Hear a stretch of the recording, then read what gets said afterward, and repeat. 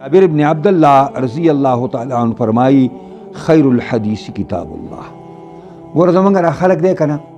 دا پر حجرو کې ناست دي، په دې کوڅو کې ناست دي،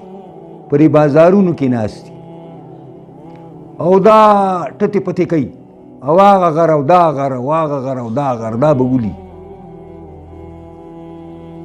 او دا بدقسمتي زمونږ دا دی چې مونږ په داسې علاقه کې دلته ته په هدیره کې قرآن وې قرآن او کوم مولا که کیسې کوي او خلک خبرې کوي نو زه هم کوئ ځکه کیسه ته هم کیسه کوي او هم کیسه کوي، خو ته یو ته لګې او غټولو ته لګې او کیسه دواړو شروع کړې ده. خو نه کوم عالم چې قرآن او سنت وایي او په دې کې په دې هدیره کې ځان له ګور ګور کوي هلته ناست دي که نه، زه ورته کله ویم زه خو تقریر نه کوم، بیا زه یې نه وایه نه کوم چې تا بس کړي نه چې ته بس کې زه به ویم مګر څه دی ویم او ورته وایم چې تا ډېرې قیمتي خبرې دلته هم ته نه پرېږدې. نو دا قرآن دلته حدیث کې راله چې خیر دغه چې کوم دی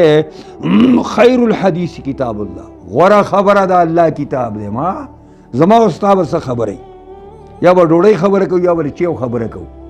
او یا به چا ته د کندې د ایستلو خبره کوو چې پلاني ته راځي کوی کړو، نور به زما او ستا څه خبرې.